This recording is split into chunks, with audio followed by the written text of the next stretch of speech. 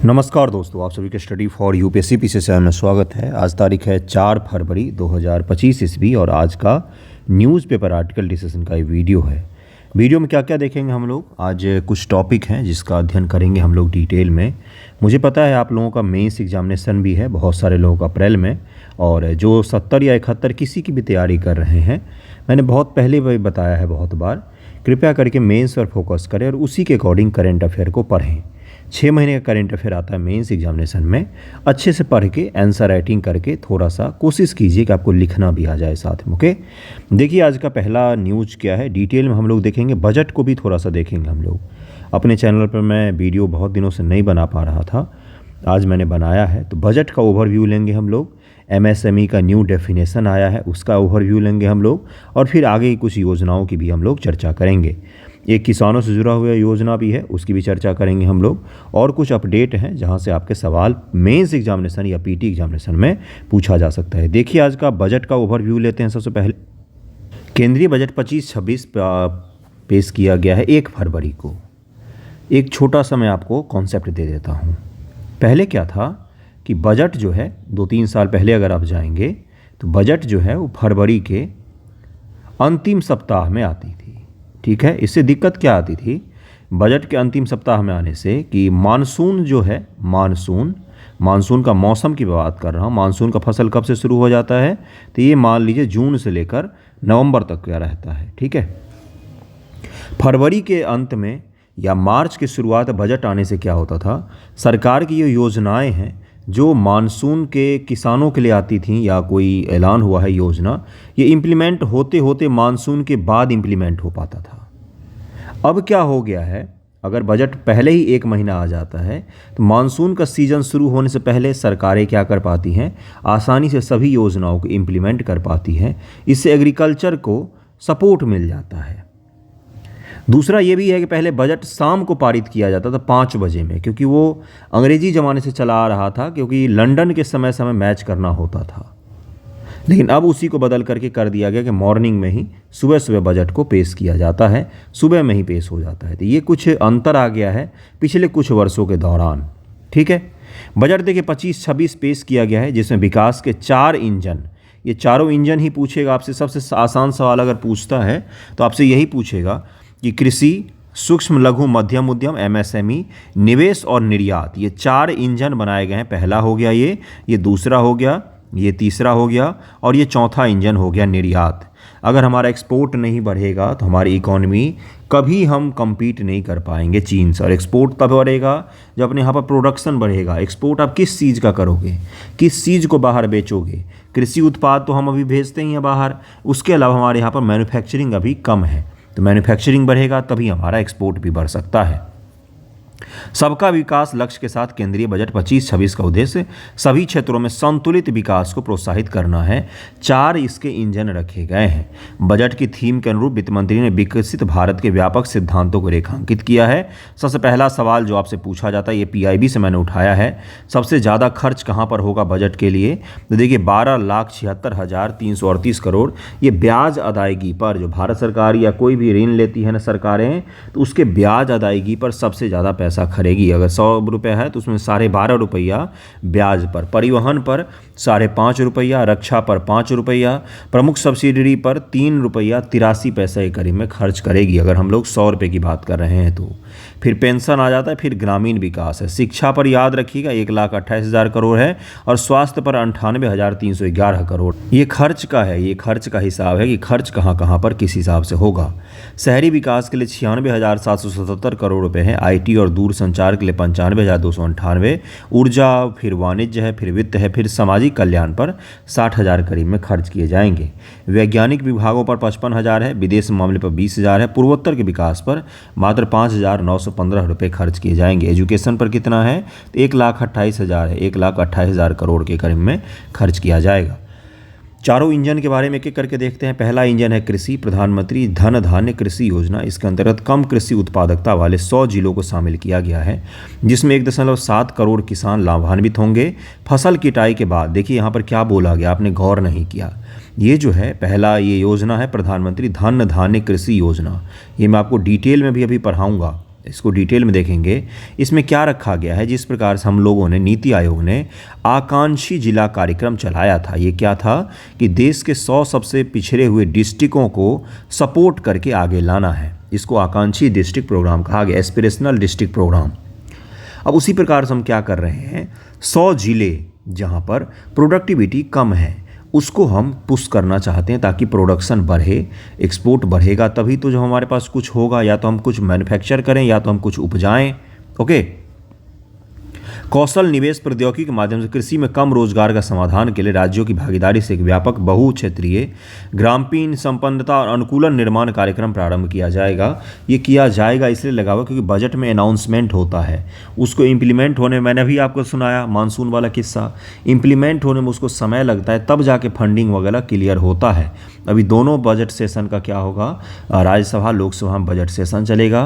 राज्यसभा केवल सुझाव दे सकता है, वो ना तो इसको रोक सकता है ना ही कुछ कर सकता है इसको, और वो आगे बढ़ा देगा इसमें, बस सुझाव दे सकता है। सुझाव मानने के लिए भी सरकार कोई बाध्य नहीं होती है क्योंकि ये बिल के तौर पर पारित होता है और इसमें राज्यसभा के पास शक्तियाँ बहुत कम होती हैं।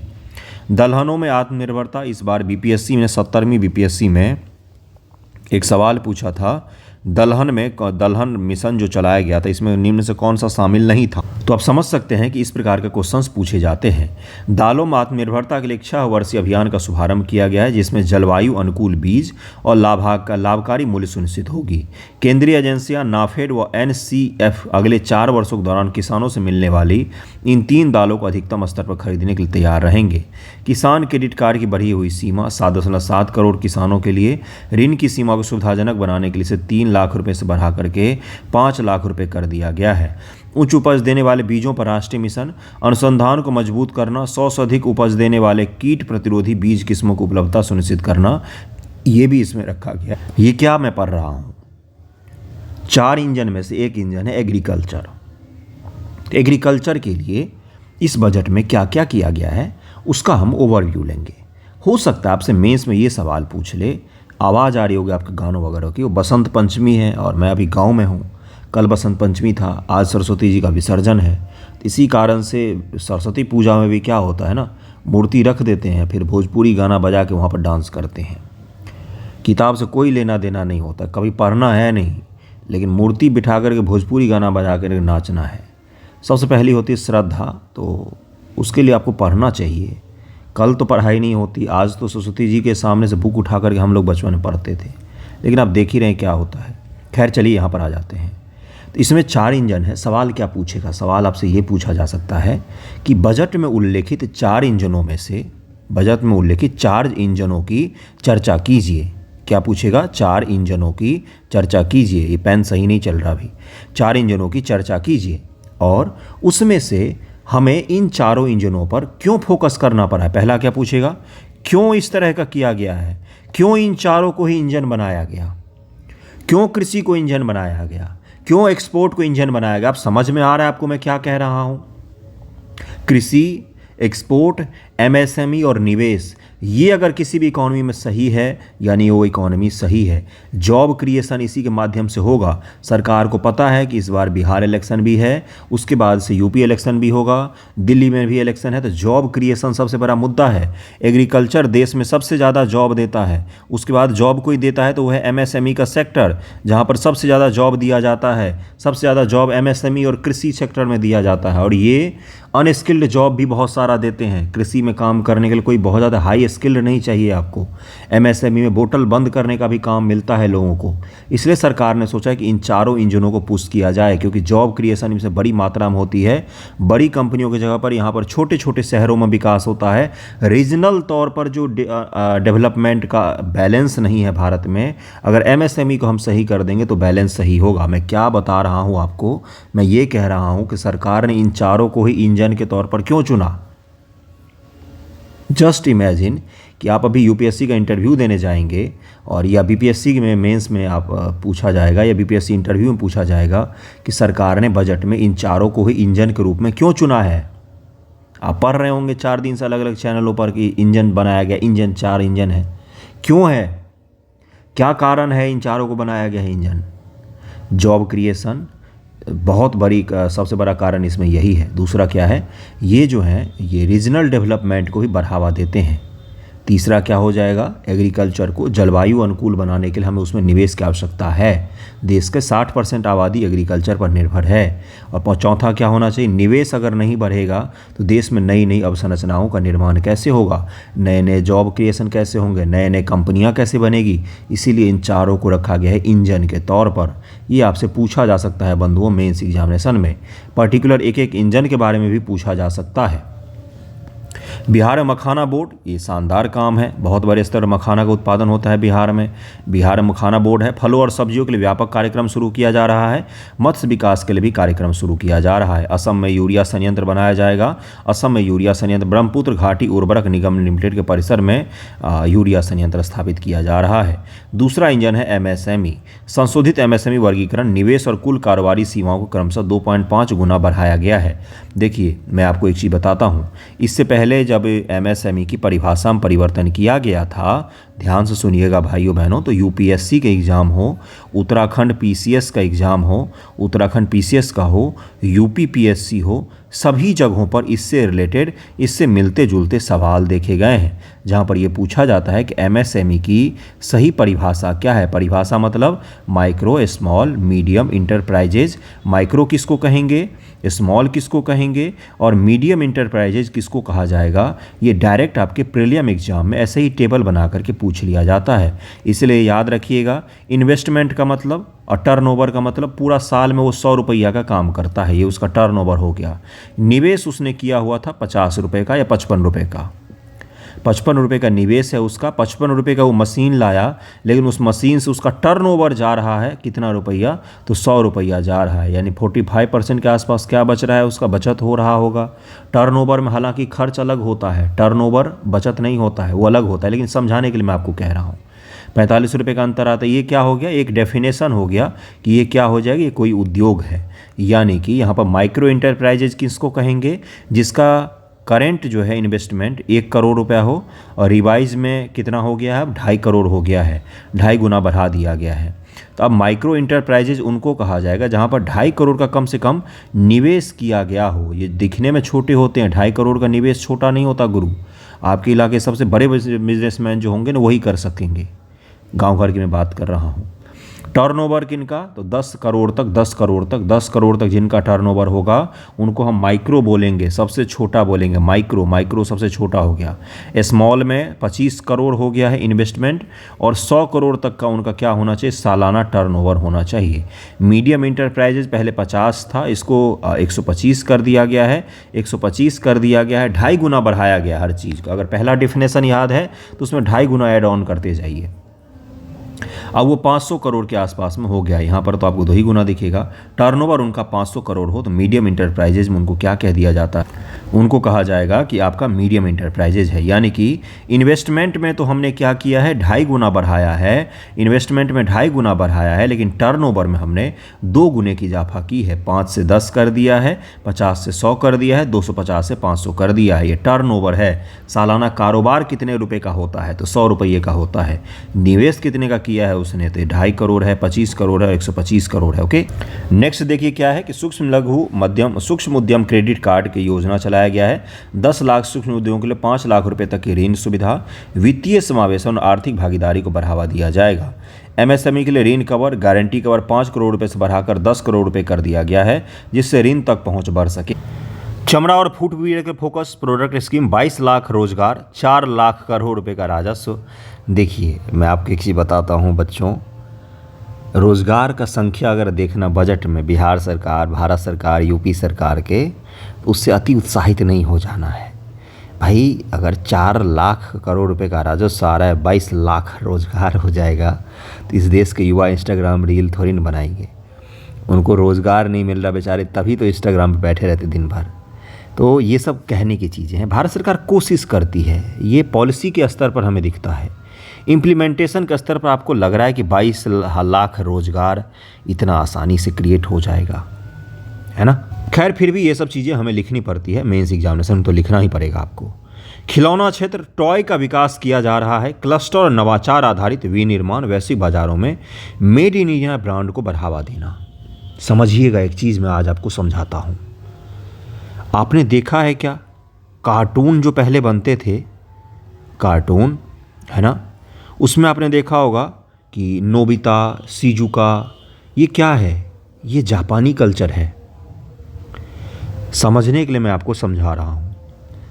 अब कौन सा कार्टून बनते हैं, हनुमान, गणेशा, मोटू पतलू, ये क्या है, ये इंडियन कल्चर के कार्टून हैं। ये मैं क्यों कह रहा हूँ आपको, छोटे बच्चे जो होते हैं ना, उनकी मानसिकता पर बहुत ही गहरा प्रभाव पड़ता है कि वो क्या देख रहे हैं, किस चीज़ से खेल रहे हैं। अगर वो स्पाइडरमैन के साथ खेलेंगे तो उसके जगह पर उनके अंदर में मार्वल कॉमिक्स और स्पाइडरमैन का छवि बनता है। अगर वो इंडियन खिलौने के साथ एक महिला जिसको भारतीय परिधान में वो देखेगी, बच्ची या बच्चा छोटा सा, तो वो चीज़ उसके दिमाग पर छपता है। इसीलिए भारतीय खिलौने से बढ़ने से न केवल कल्चरल इन्फ्लुएंस आपका बढ़ेगा आपके देश का विश्व में, बल्कि आपके देश के बच्चे भी भारत के कल्चर से परिचित होंगे। खिलौना आपने आज तक सोचा नहीं होगा इस परिदृश्य से। आज जरा सोचिएगा कि खिलौना केवल एक खिलौना ही नहीं होता है, वो कल्चर का वाहक भी होता है। अमेरिका के खिलौने अमेरिका के कल्चर के हिसाब से बनेंगे, अपने देश के खिलौने जापानी और चाइनीज कल्चर पर आधारित थे, है ना। तो इस चीज के भारतीय ब्रांड के खिलौनों को बढ़ावा देने से भारतीय कल्चर को भी बढ़ावा मिलता है। आपको मैं एक चीज़ समझाता हूँ आज। कभी आपने ये चीज़ देखा है, छोटे बच्चों की किताब में लिखा रहता है स्मार्ट वुमेन, और एक गोरी लड़की का जिसका मुंह बहुत सुंदर हुई तो बहुत ख़राब हो गया, उसकी फ़ोटो लगाई रहती है। और अगली वुमन, अगली लिखा तो वहाँ पर एक काली महिला का फ़ोटो बनाया हुआ रहता है और उसके बाल वाल ऐसे अजीब बिखरा देते हैं। क्या अगली का मतलब काला होता है? क्या स्मार्ट वुमेन का मतलब गोरी होता है? नहीं। ये चीज़ अगर बच्चों के दिमाग पर छप गया तो किसी को भी रंग के आधार पर क्या करेंगे, भेदभाव करेंगे। इसीलिए आवश्यक होता है कि बच्चे किस चीज़ से खेल रहे हैं, किस चीज़ से पढ़ रहे हैं, वो बहुत ही ज़्यादा ज़रूरी होता है कि वो सही हो। खिलौना क्षेत्र केवल खिलौना ही नहीं है, बल्कि भारतीय कल्चर का वाहक के तौर पर होता है। भारत के कल्चर को ये क्या करते हैं, तो आगे ले जाने का काम करते हैं। इसलिए बहुत ज़रूरी होता है कि अपने देश का मेड इन इंडिया खिलौनों को बढ़ावा दिया जाए। लकड़ी के खिलौने अपने देश में बहुत सुंदर बनते हैं। कर्नाटक के खिलौने को GI टैग भी दिया गया है। राष्ट्रीय खाद्य प्रौद्योगिकी संस्थान बिहार में राष्ट्रीय खाद्य प्रौद्योगिकी उद्यमिता और प्रबंधन संस्थान की स्थापना की जाएगी, जिससे खाद्य प्रसंस्करण कौशल उद्यमिता को बढ़ावा मिले। कहाँ पर, तो अपने बिहार में। स्टार्टअप के लिए फंड्स ऑफ फंड विस्तारित दायरे 1000 करोड़ 10,000 करोड़ रुपये का अतिरिक्त योगदान के लिए स्थापित किया जाएगा। तीसरा इंजन है निवेश। एक चीज़ और मैं आपको समझाता हूँ।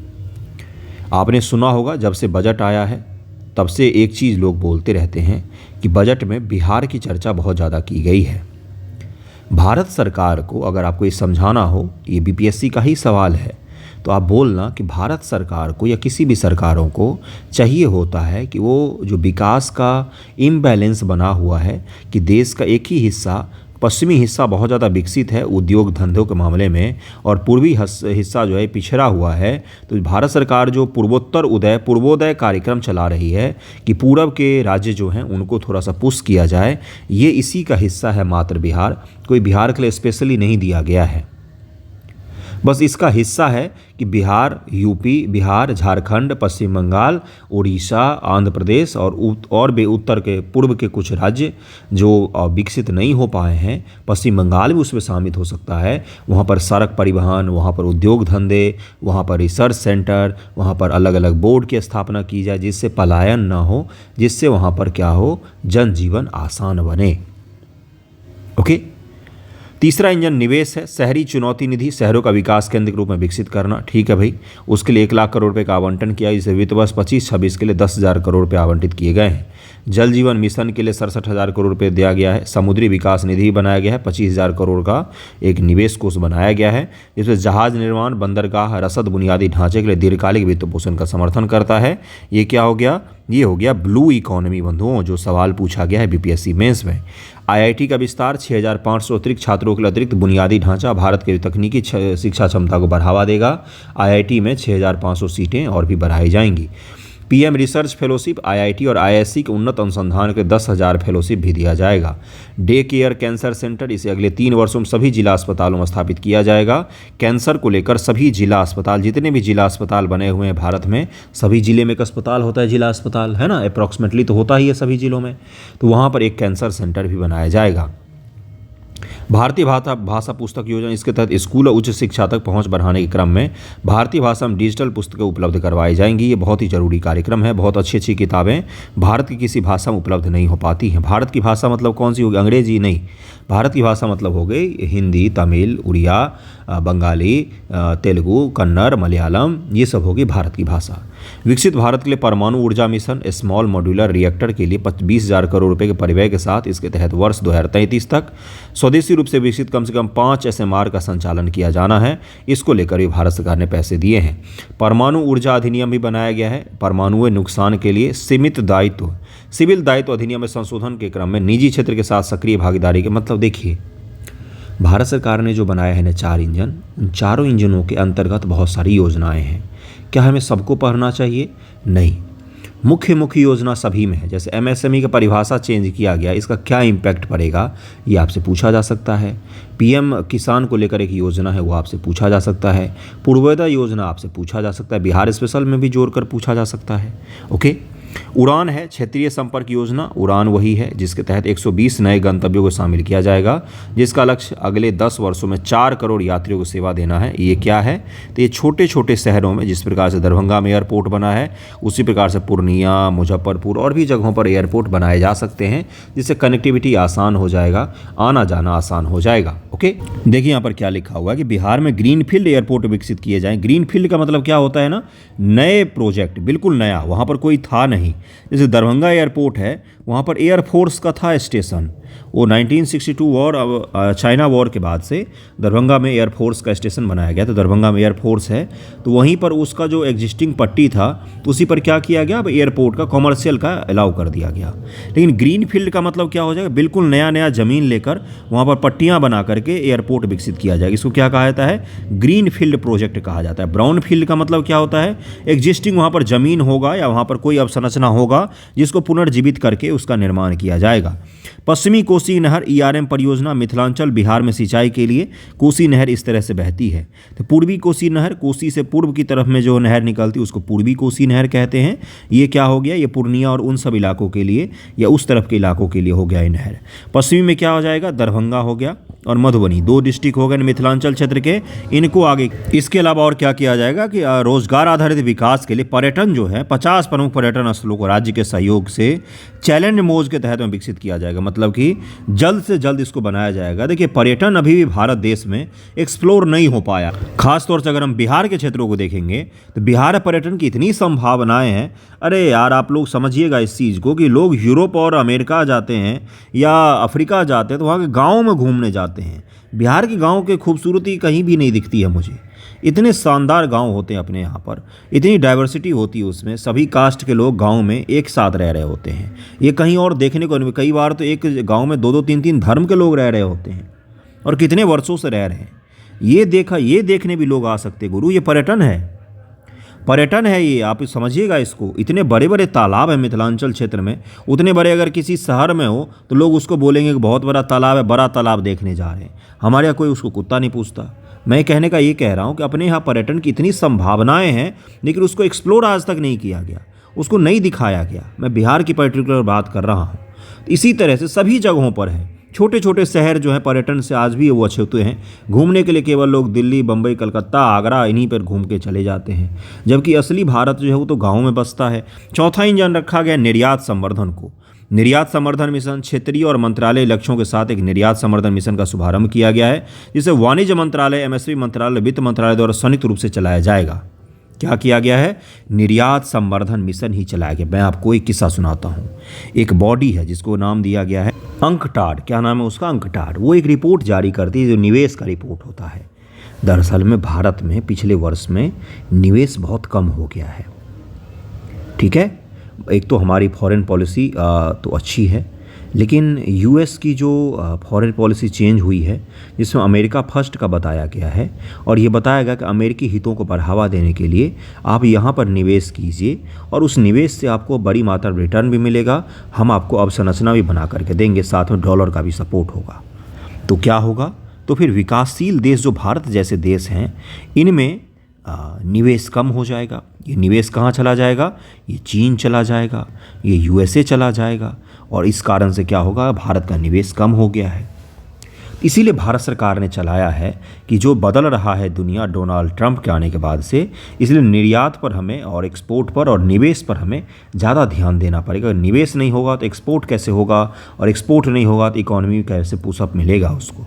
भारत ट्रेड नेट एक एकीकृत डिजिटल प्लेटफॉर्म जो अंतर्राष्ट्रीय व्यापार दस्तावेजीकरण और वित्त पोषण समाधान की सुविधा प्रदान करेगा। ग्लोबल कैपेबिलिटी सेंटर हेतु राष्ट्रीय ढांचा उभरते हुए द्वितीय टीयर शहरों में आउटसोर्सिंग को ग्लोबल कैपेसिटी सेंटर को बढ़ावा देना है। कैपेबिलिटी सेंटर को मतलब ये क्या है, आउटसोर्स करना क्या होता है।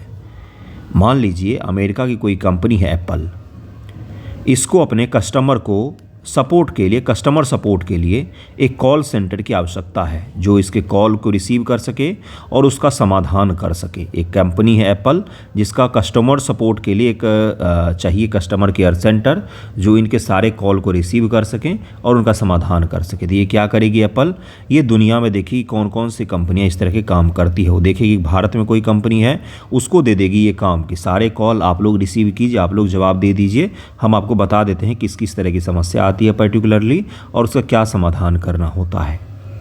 इसी को क्या कहा जाता है, आउटसोर्सिंग कहा जाता है कि आपने पैसे देकर बाहर से कहीं और से काम करवा लिया। एयर कार्गो के लिए भंडारण सुविधा विकसित किया जाएगा, ये भी यहाँ पर किए जाएंगे जिससे एक्सपोर्ट बढ़ सके। तो चारों इंजन के बारे में थोड़ा थोड़ा सा हमने देखा। अब हम लोग नेक्स्ट टॉपिक पर चलते हैं। अगला न्यूज़ देखिए क्या, अगला जो टॉपिक है वो है पनामा नहर। पनामा नहर डोनाल्ड ट्रंप जब से बने हैं प्रेसिडेंट तभी इस चर्चा में है। मुझे पता है वीडियो में बहुत सारी दिक्कतें आ रही है, आप लोगों को आवाज़ बहुत ज़्यादा आ रहा होगा, सॉरी उसके लिए। थोड़े दिनों की बात है, मैं ठीक कर दूंगा हर चीज़ को, कोशिश में लगा हुआ हूँ कि ठीक हो जाए। पनामा नहर की बात हम लोग इसलिए कर रहे हैं क्योंकि डोनाल्ड ट्रंप महोदय ने बोला है कि पनामा नहर पर अमेरिका का कब्जा होगा। दरअसल देखिए अमेरिका जो है वो इसी तरह का चौकोर सा देश है और उसके नीचे दक्षिण अमेरिका है, उसके ऊपर कनाडा आ गया, तो ये बहुत ही विशाल है देश। तो यहाँ से कोई भारी मात्रा में अगर सामान भेजना होता है तो उनको या तो बाय रोड ले जाओ तो उनका कॉस्ट बहुत ज़्यादा आ जाता है, या फिर आप क्या करो उनको पानी के थ्रू ले जाओ तो पनामा नहर से होकर अभी वो चले जाते हैं। मैं आपको मैप भी दिखा देता हूँ जिससे आपको समझ में आ जाए। देखिए ये है, यहाँ पर वॉशिंगटन डीसी वगैरह का सबका जो नाम सुना है, न्यूयॉर्क का नाम सुना है, वो सब अमेरिका के इसी तट पर है। और हॉलीवुड का जो नाम सुना है, कैलिफोर्निया का नाम सुना है आपने, सैन फ्रांसिस्को का नाम सुना है, वो सब इस तट पे है। तो अमेरिका के अंतर्गत जो व्यापार होता है यहाँ से यहाँ तक का, वो आसानी से हो पाता है पनामा नहर के थ्रू में। और इस व्यापार के लिए हर बार पनामा की सरकार को अमेरिका को पैसा देना पड़ता है। अब डोनाल्ड ट्रंप महोदय ने बोला कि दुनिया हमारा है, हम अमेरिका हैं, हम चौधरी हैं दुनिया के, हम पैसा नहीं देंगे बल्कि हम इस पर अधिकार कर लेंगे। जब पनामा नहर नहीं बना था तो इतना घूम के जाना पड़ता था इनको यहाँ से यहाँ तक। पनामा नहर बनने के बाद से आसानी से ये नॉर्थ अमेरिका में पूर्वी तट से पश्चिमी तट की तरफ में आसानी से ट्रैवल कर सकते। ट्रैवल नहीं करते हैं, बड़े भारी मात्रा में कार्गो शिप जाता है वहाँ से वहाँ तक, ठीक है। अब उन्होंने बोला कि हम इस पर कब्जा कर लेंगे। तो ज़रा देखते हैं कि पनामा नहर है क्या। यह पनामा में 82 किलोमीटर लंबाई कृत्रिम जलमार्ग है जो अटलांटिक महासागर और प्रशांत महासागर से जोड़ता है। यह समुद्री व्यापार के लिए एक मार्ग है। इससे न्यूयॉर्क और सैन फ्रांसिस्को के बीच की यात्रा में 12,600 किलोमीटर की कमी आती है। 12,600 किलोमीटर कम चलना पड़ता है, बहुत बड़ी दूरी हो गई है। पहला जहाज़ 15 अगस्त 1914 को पनामा नहर से गुजरा था। 1914 को 15 अगस्त 1914 को पहला जहाज़ यहाँ से गुजरा था। यह एक परिष्कृत उच्च इंजीनियरिंग प्रणाली है जो जहाज़ों को एक छोर से दूसरे छोर तक ले जाने के लिए लॉक एंड एलिवेटर प्रणाली का उपयोग करता है। लॉक एंड एलिवेटर प्रणाली में क्या होता है कि जहाज़ को यहाँ पर रोको, पानी भर दो, इससे जहाज़ ऊपर उठ जाएगा, फिर आगे बढ़ जाएगा। कभी मैं किसी दिन वीडियो में दिखा दूंगा आपको। ऐसा इसलिए आवश्यक है क्योंकि पनामा नहर जिन दो महासागरों को जोड़ती है वो समान ऊंचाई पर स्थित नहीं है। प्रशांत महासागर अटलांटिक महासागर से थोड़ा सा ऊंचा है, इसीलिए हमें क्या करना पड़ता है, नीचे वाले महासागर से हमें ऊंचे वाले में जाना है तो हमें क्या करना पड़ता है, जहाज़ों को उठाना पड़ता है और उठा करके वहाँ तक ले जाना पड़ता है। इसीलिए इसको क्या कहा जाता है, लिफ्ट सिस्टम, एलिवेटेड सिस्टम है, जिसमें हम क्या करते हैं, जैसे एक मान लीजिए एक छोटा सा डब्बा है, इसमें एक नाव डाल दीजिए, कम पानी रखिए तो ये नाव यहीं रहेगा, आप इसमें पानी और भर देंगे तो नाव अपने आप ही ऊपर उठ जाता है। तो इसी को क्या कहा जाता है, एलिवेटेड प्रणाली कहा जाता है। पनामा नहर का है ये। अटलांटिक नहर में प्रवेश करने वाले जहाज़ों प्रशांत महासागर की ओर जाते समय ऊंचाई हासिल करनी होगी। यह लॉक सिस्टम का उपयोग करके पूरा किया जाता है। पानी भरो, लॉक करो, वो जहाज़ आगे बढ़ेगी, फिर पानी कम कर दो, नीचे आ जाएगी वो। लॉक में या तो जल भर दिया जाता है ऊंचाई बढ़ाने के लिए, या जल का निकाल दिया जाता है ऊंचाई कम करने के लिए। कुल मिलाकर इस प्रणाली में 12 लॉक्स बनाए गए हैं, जिसके माध्यम से आसानी से जहाज़ों को इस तरफ से उस तरफ ले जाया जाता है। पनामा जल संधि, स्थल संधि भूमि की एक सक्रिय पट्टी होती है जो दो बड़े भूभाग को जोड़ने के साथ दो जल निकायों को अलग करती है। यह स्थलीय और जलीय व्यापार मार्गों को जोड़ने वाले बंदरगाह एवं नहरों के लिए प्राकृतिक स्थल होते हैं। पनामा जल संधि स्थल संधि उत्तर और दक्षिण अमेरिका महाद्वीपों को जोड़ते हैं, प्रशांत तथा अटलांटिक महासागरों को अलग करती है। ये इसको क्या कहा जाता है, पनामा स्थल संधि कहा जाता है। कैरेबियन टेक्टोनिक प्लेट के उत्तर और दक्षिण अमेरिका प्लेटों के बीच क्षेपण से इनका निर्माण हुआ है। इस प्रक्रिया के परिणामी टेक्निक गतिविधियों से सागर नितल में उभर कर सामने आया था। आपको ये बस ये समझना है कि क्या है, तो ये दो पनामा नहर के बीच में मौजूद स्थल हैं जो उत्तरी अमेरिका और दक्षिणी अमेरिका को जोड़ते हैं। और किसको अलग करते हैं, तो ये अलग करते हैं अटलांटिक महासागर को, प्रशांत महासागर को अलग करते हैं। ये यहीं पर इस नहर का निर्माण किया गया है। ये नहर उतना ही इम्पोर्टेंट है जितना मलक्का की जल संधि है सिंगापुर के पास में, जितना बाब अल मांडेब है नीचे सीरिया के बाब अल मांडेब कहाँ पर है, तो ये है यमन के पास में, जहाँ पर हूती विद्रोही अटैक करते थे। और होर्मुज की जल संधि कहाँ पर है, तो ये आपका ईरान के पास में। तो ये सारे के सारे जो हैं ये क्रिटिकल पॉइंट हैं सारे। स्वेज नहर भी इसी में आ जाता है। जल डमरू मध्य दो भूभागों के बीच एक संकीर्ण जलमार्ग है जिसके माध्यम से दो बड़े जल निकाय जुड़ते हैं, जिसे जिब्राल्टर जल डमरू मध्य भूमध्य सागर और अटलांटिक महासागर को जोड़ा गया है। जल डमरू मध्य, जिसको वाटर स्टेट कहते हैं, परिवहन के मार्ग होते क्योंकि ये जहाज़ों को एक जल निकाय से दूसरे जल निकाय में जाने की सुविधा प्रदान करते हैं, इसलिए ये परिवहन के मार्ग भी होते हैं। आज का वीडियो यहीं पर एंड करते हैं। थोड़ा देर हो गया वीडियो में, उसके लिए सॉरी। कल से समय पर मिलेगा आपको वीडियो, मैं पूरी कोशिश करूँगा और आगे का भी वीडियो का इंतज़ाम मैं जल्द ही करता हूँ। थैंक यू सो मच आप सभी का वीडियो देखने के लिए।